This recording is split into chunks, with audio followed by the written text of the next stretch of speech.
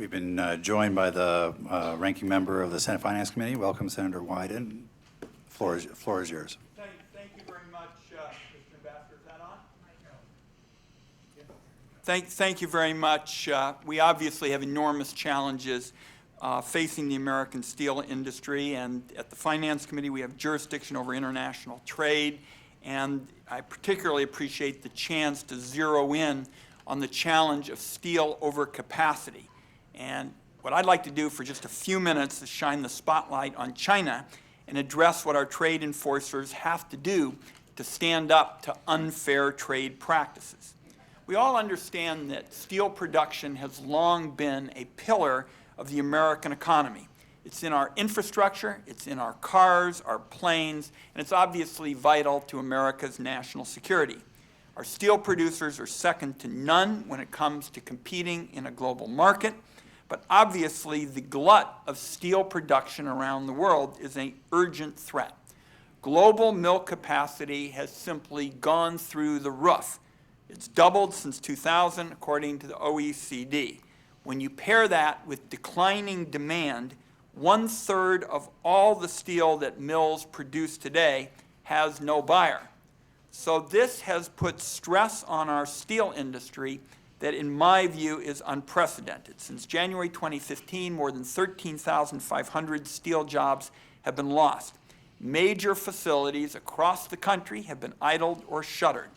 The situation in my home state of Oregon is no different. You'll be hearing from Evraz in Portland, as well as a steelworker at the Cascade plant in McMinnville.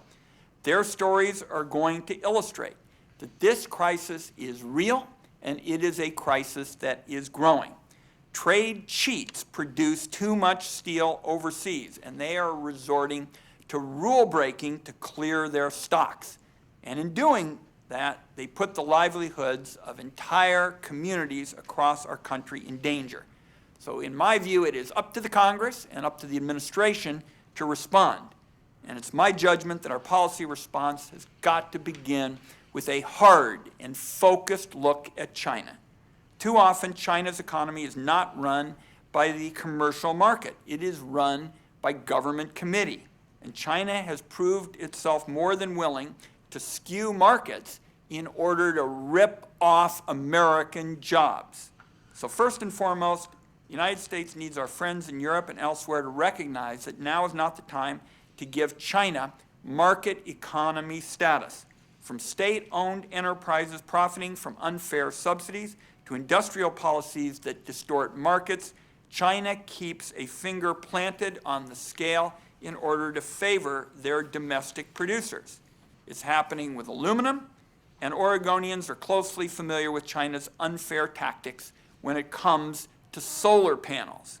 When China took steps to flood the market and undercut U.S. solar firms, the administration used the tools at its disposal to defend American jobs. The scheme ended before China could wipe out our entire solar industry in the United States. And today, for example, a significant company, SolarWorld, is up and running in Oregon.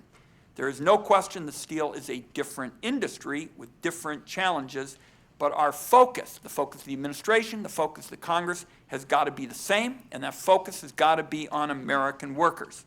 In my view, you cannot have any discussion of effective trade policies without focusing on vigorous enforcement of our trade laws.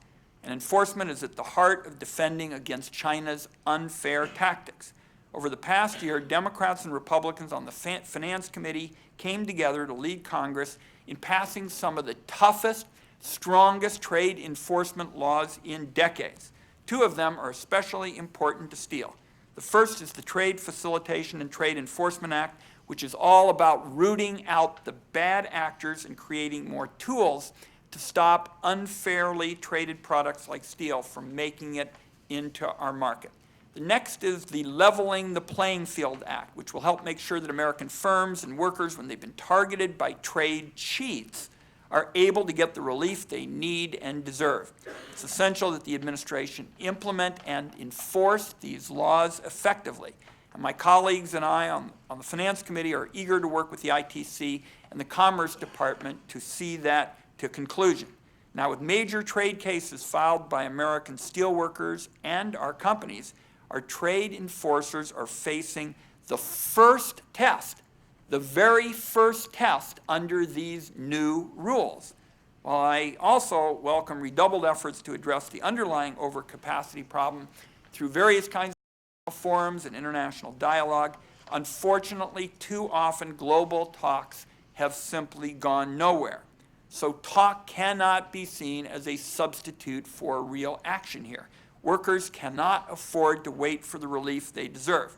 So again, my thanks for having me here today with so many jobs in such a vital industry on the line when you're talking about global steel overcapacity.